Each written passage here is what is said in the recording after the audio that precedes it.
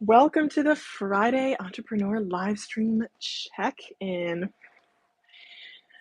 And hello to everyone listening on the live stream replay as well. How are you guys doing? How has your week been? How have you done on your goals for this week? So, it has been let's say a busy one. We had a lot of stuff going on. I've been fairly busy. Yeah, happy to see you on here. Okay. Thank you. Hello, Mr. Safety Forever. Good morning to you too. Okay, so how has your week been? Have you been, say, productive, but did you set out and complete the tasks that you set out for yourself? So I'm actually just opening up my planner now for the first time since, I don't say, like Wednesday, Thursday tend to get a little hairy. Monday and Tuesday, I'm like on it. And then Wednesday and Thursday, I tend to fall off a little bit. And then I check in on Friday. So this week for me was a lot of errands and whatnot, getting things done, which I did, things around the house mostly. But my biggest win for this week was getting my freezer cooking video put up, which was a marathon. The whole endeavor was a marathon, and the reason I did that was because just kind of on the back end, analytics wise, I had a video trend on my frugal dish that I bring to parties, and part of that was because it was a collab with Mary from Penny's Not Perfection and Kate Caden, I believe. And that started to gain some traction. People didn't love it because I didn't show the dish, which fair enough. If you're talking about something, you want to show it. So it wasn't a great video, which is why I did the freezer cooking video, which kind of combined A, it was something I wanted to do anyway, and B, I figured I would show the meals that I actually made, which I did in that video. It was a very labor-intensive video and cooking process. But again, it was something I wanted to do, and it was kind of an experiment I wanted to run to see how that video would do. It's not doing great, but again, I'm just glad that I got it done. So done, edited, posted, up. It's up. So done is better. And I don't think I could have done any better on it. I'm fairly proud with the way that it turned out. Why did I? So I have this Hatch Rest sound machine that was very, very kindly gifted. And I'm just getting it out of the way because the next thing I have to do is, I think I did that this week as well. I had a bunch of doctor's appointments at the beginning of the week. And the next thing I have to do is record for a company that I'm working with. And I told them I would send them some more sort of samples of the work. So like snippets of the work to make sure that I'm getting the look and feel that they want. So that's the next thing on my list to do today. So that's up next.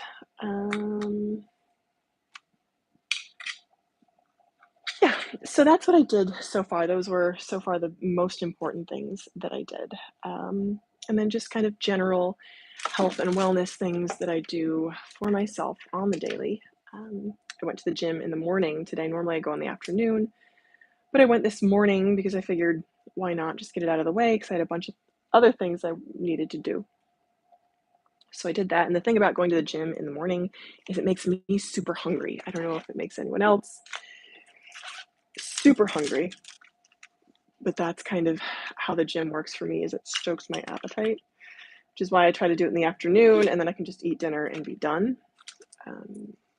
So that was my morning. Yes, I did all of these things. So I had a list of things to do around the house, and I got them all done, which is great. So in terms of the business, and especially with baby coming, so again, there's been like a constant, not struggle over my due date. So my due date is officially September 10th or September 5th, depending on who you talk to. I'm going with September 10th because it gives me a little more time, but I am ready. Like I am ready to be done and over with, which will also mean that I mean, understandably, I'll be taking a step back. My goal is to take 3 weeks from the time kid enters the world to adjust and then get back into filming. So that's my plan as far as kiddo does. And then ideally, the first video back would be kind of how I'm doing. I don't know if I'll feel like sharing a birth story. I don't know if people would be interested in that because that's not typically my content. So let me know if you would be interested in hearing about my birth story. If you're a guy, probably not, but who knows? So that's the plan.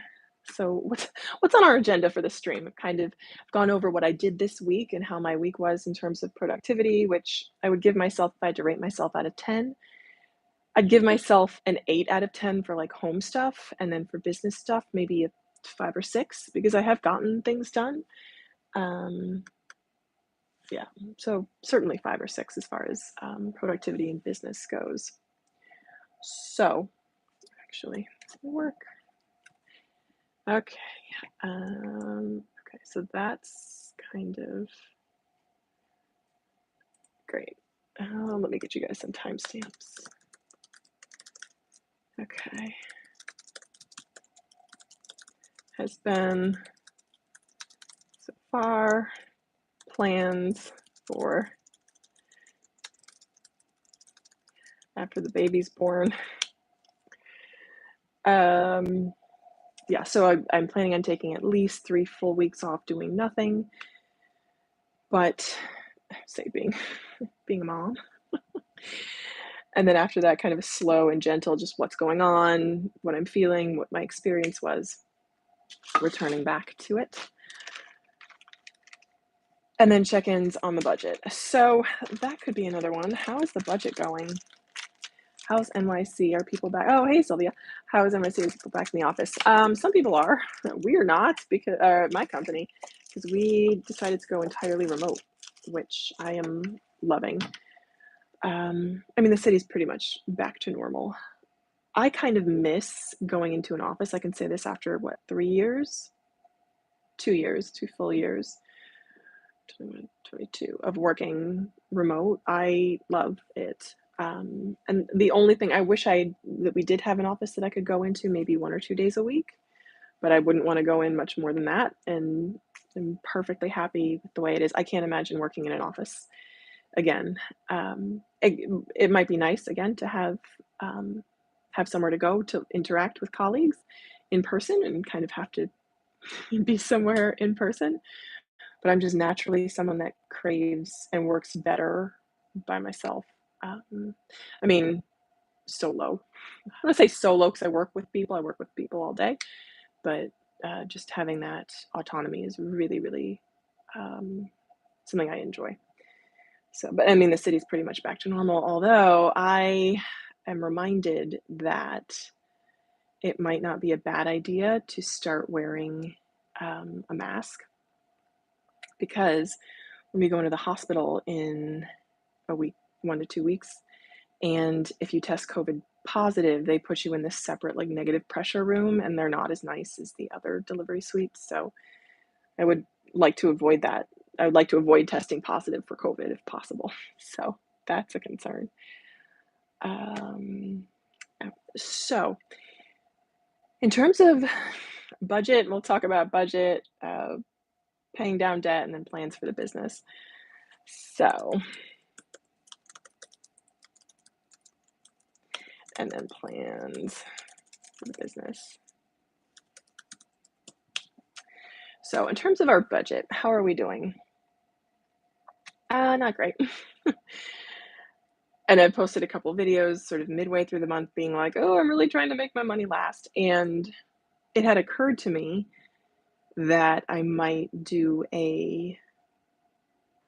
keep a list of all the things I spent after that point, because so my fixed expenses are right around 1,500 and my income is right around 3,000.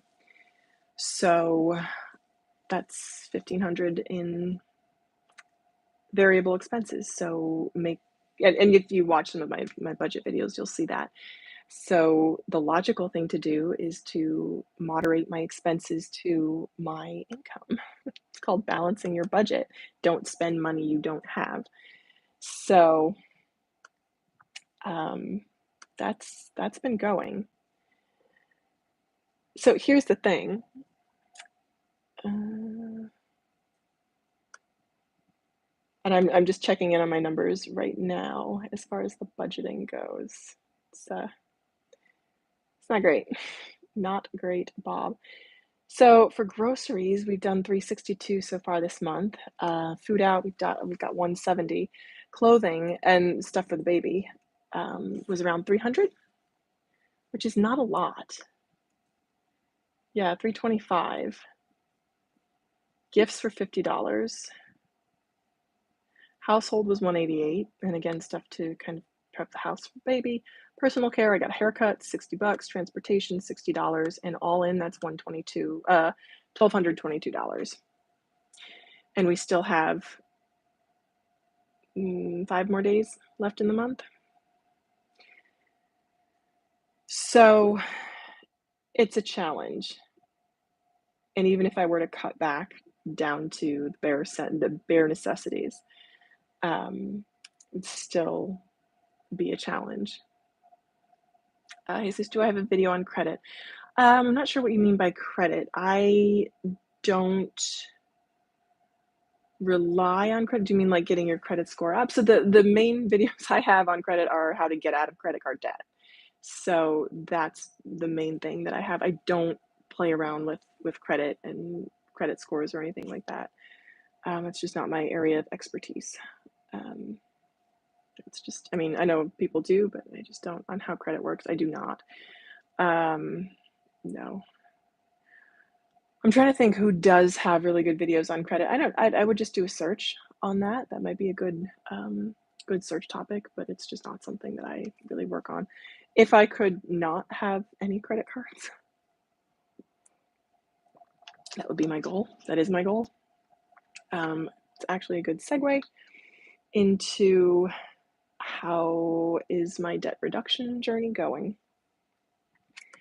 Which, quite frankly, again, I've mentioned before that I am pretty much in like a holding pattern until at least the beginning of next year, which is so frustrating, but I'm trying not to set myself up for, say, for failure.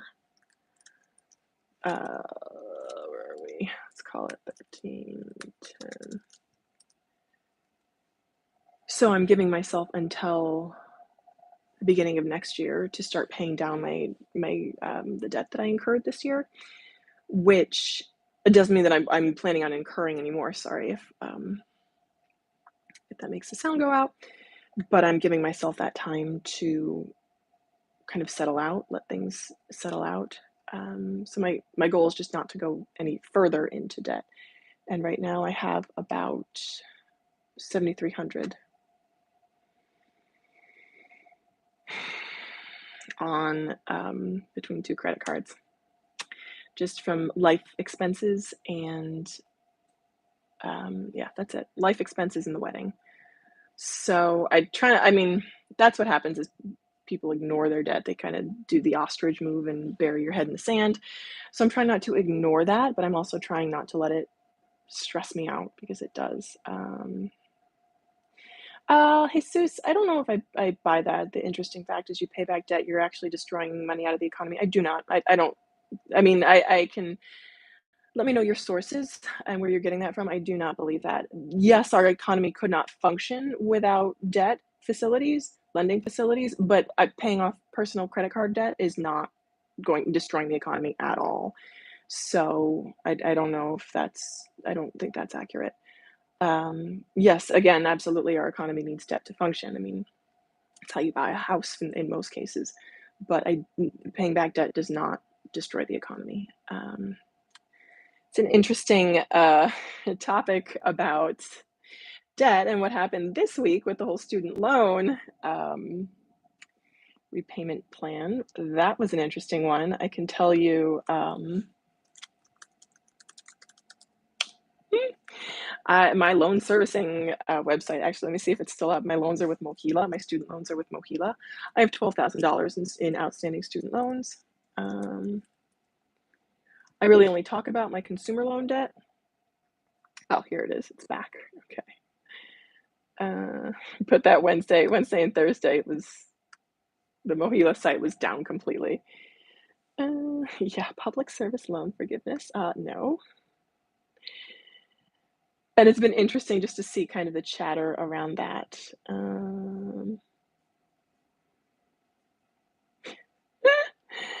Oh, it's great.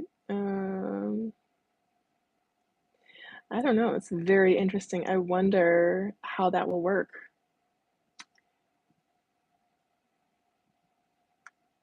How it will work in terms of, loan balances and people being delinquent, and things like that. So it kind of makes me feel vindicated, justified in putting student loans down at the bottom of my list, very bottom of my list. I'm like, this is why. And prioritizing taking care of myself, building an emergency fund, and getting out of, hey, Roland Holland, yeah. Happy Friday, happy Student Loan Reduction Day. Hey, Anthony, yes. Exactly, Sylvia, with student loan debt relief, it will free up money to stimulate the economy. Don't have that debt, but happy for the students. That's why you pay off a loan, your credit goes down. It's the length of the loan. Jesus, it's gone as if it never existed. That's why people understand. It reduces the amount. Usually what happens is it reduces the amount of a student. Mr. Safety Forever, I saw your comment too.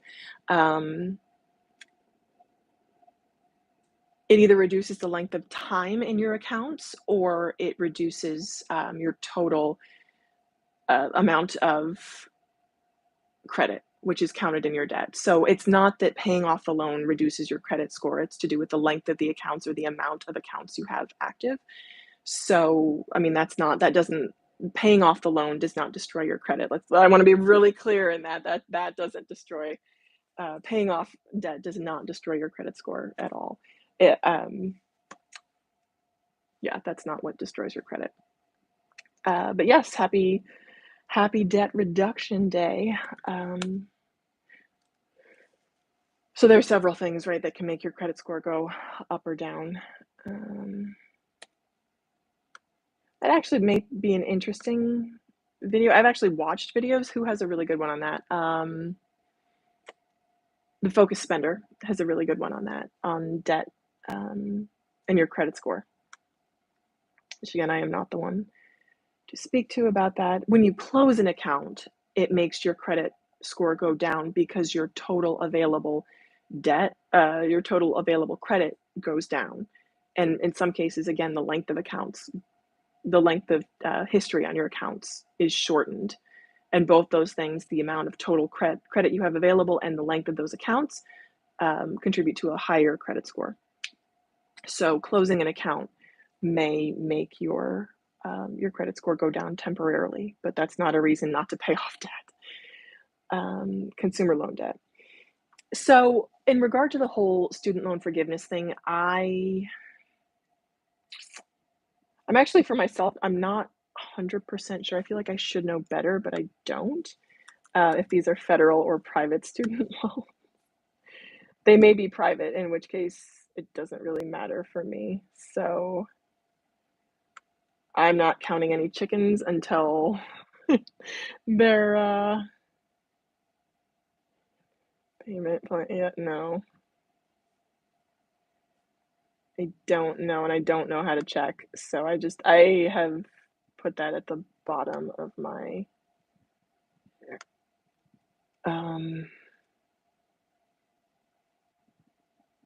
list of things to do. Again, top of my list of things to do is to increase my income. That is what I am focusing on during this time.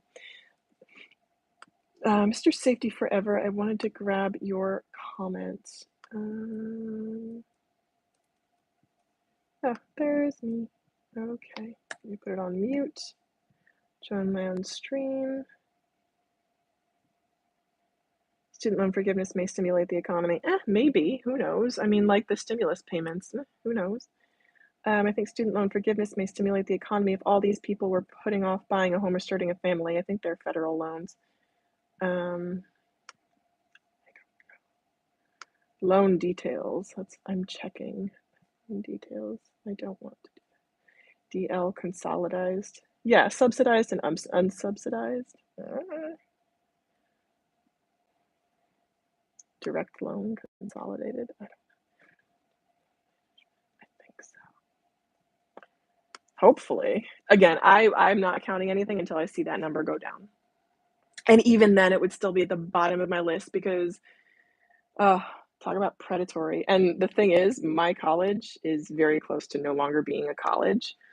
There have been other schools that have, other schools of the like. I went to a Christian college, was barely accredited. Amazing time, amazing people. I learned so much there. But I mean, if my college goes out of business and I spend all that money repaying the student loans, that would suck. So that's why I put repaying those loans at the bottom of the list. I wouldn't have done anything different though. So that's kind of my thoughts on credit and the student loans. Okay, so plans for the business. Okay. I'm exhausted already. So I have some filming to do. I'm working with a company, so I have some filming to do over the weekend. I get exhausted just thinking about.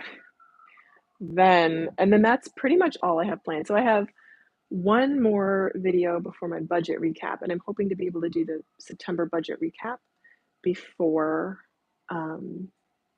the baby comes, so I can have 2 more videos published before I have to go into my stash of pre-filmed videos. I have 3 pre-filmed videos.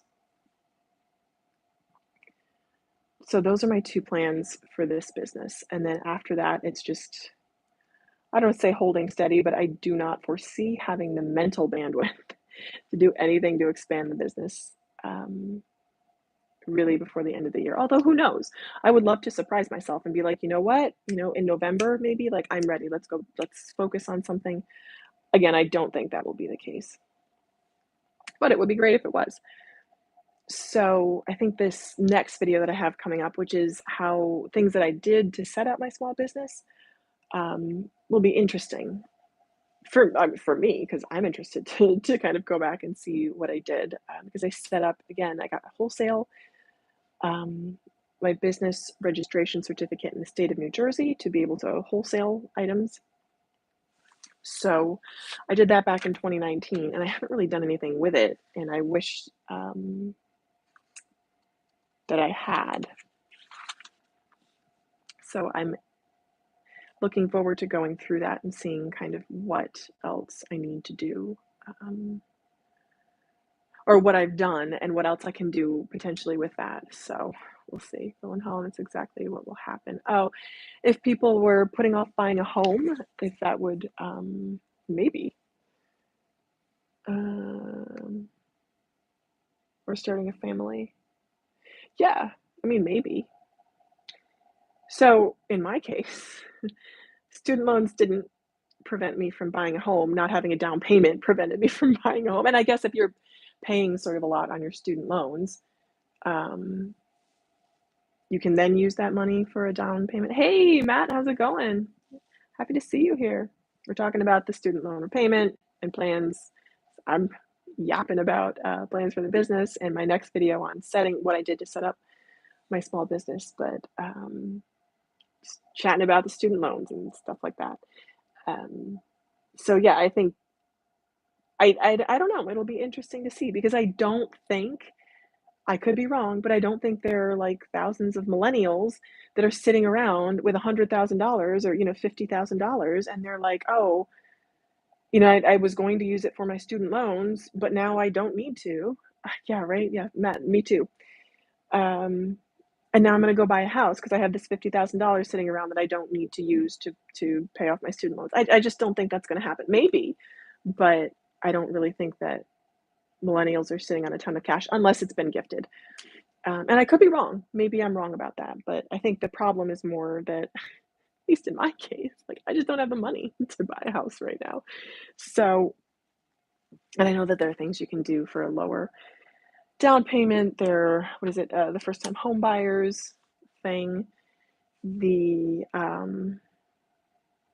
FDA loans if you're in a rural area. I think that's how my sister got her house.